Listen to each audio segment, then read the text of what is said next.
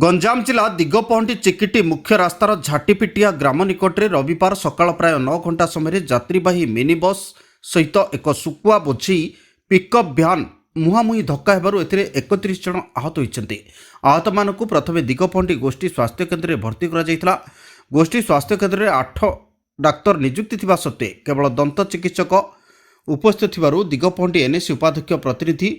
बहु संख्यक सामाजिक कर्मी स्वास्थ्य केन्द्र में हो हल्ला करथिले। आहत मानकु प्राथमिक चिकित्सा पर 7 जनक अवस्था गुरुतर थिबारु सेमानकु ब्रह्मपुर बड़ डाक्तरखाना को स्थानांतरित करा जायतिला। खबर पाई खनि इस्पात वाणिज्य परिवहन मंत्री विभूतिभूषण जेना, विधायक डॉक्टर सिद्धांत महापात्र, गंजाम जिलापाल भी कीर्तिवासन, ब्रह्मपुर उपजिलापाल अविनाश कुमार ब्रह्मपुर एमकेसीजी मेडिकल रे पहुंची चिकित्सा दिन आहत मानकु भेटी सेमानक आशु आरोग्य कामना करछन्ति। जिलापाल गुरुतर आहत मानकु 30,000 टंका एवं अन्य आहत मानकु 20,000 टंका रेडक्रॉस पांठिरु अनुकंपामूलक चिकित्सा सहायता दियाजिबो बोली घोषणा करथिबा जଣା पड़िछि। आज दिगपहंटी टू चिकिटी रास्ता भितर गोटे पिकअप वैन एवं बसर मुहांमुही होगी गोटे दुर्घटना घटी जो पखापाखि 30 जन पखापाखि लोकंर इंजुरी होता एवं इमिडिएटली आमर तहसीलदार बीडीओ मेडिकल टीम पुलिस तरफ स्पॉट को पहुँचिकी इंजुर्ड पर्सन्स को उद्धार कराइला एवं एम्बुलेंस जरिया प्रथमे सीएचसी को अनाइला दिगपहंटी एवं सेठू जार रेफरल दरकार था से पखापाखि 14 जने वर्तमान एमकेसीजी रे जो जार सीरीयस इंजुरी था से ये एडमिट होती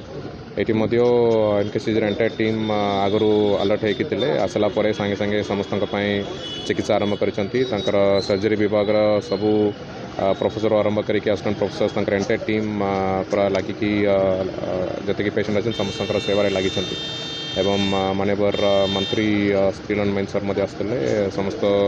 पेशेंट मान संग इंटराक्ट करछंती एवं आज सकाल मानवर मुख्यमंत्री कार्यालय तरफ यहाँ प्रति मुहूर्त फॉलोअप करुँच समस्त को सब प्रकार व्यवस्था करने निर्देश आमको देते एवं सब कलेक्टर टीम ये स्टेशन होकर रे समस्त रेडक्रॉस पांटी सीरीयसनेस ऑफ इंजुरी को देखिक सहायता दि जाऊँगी। आगामी पदक्षेप डॉक्टर मानकर एडवाइस आसला परे जहाँ भी सपोर्ट दरकार पड़ो निश्चित आम कर। आज सकाଳେ सकाळु दिगपहंटी और चिकिटी रास्तार झाटपिटिया पाखे जो भाया भी गोटे पिकअप को आ गोटे बस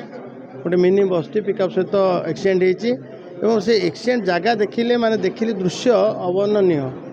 तापर आज मुझे पहुँचली समस्त रोगी गोटे प्रकार सुस्थ अच्छा एवं किए एते भगवान कृपारू क्या एते सीरीयस भी किए नहांती समस्ते आम आरोग्य कामना समस्त करुचु एवं जो माने अधिक इंजुरी होती आम आर्थिक सहायता 30,000 टंकार एवं जो माने अल्प इंजुरी अच्छा 20,000 टंकार एभली आम आर्थिक सहायता मो पाखे कलेक्टर अच्छा आम व्यवस्था करूँ आ संपूर्ण चिकित्सा दायित्व सरकार दायित्व नेउछंती। एक्सीडेंट रोकवाई आम समस्त सहयोग कामना करुँ जे अंतत पक्षे जाग्रतर सहित गाड़ी चलाइबा एवं गाड़ी चलाइला बेले आम जमीक मोबाइल कथा कहूँ हवाने सीट बेल्ट कथा कहूँ हेलमेट कथा कहूँ ये सब कथा देखा ता सहित स्पीड एत स्पीड चलाचल कले जो जहाँफल एक्सीडेंट होती आम समस्त दूर रहा आम जीवन रक्षा और अन्य जीवन भी रक्षा।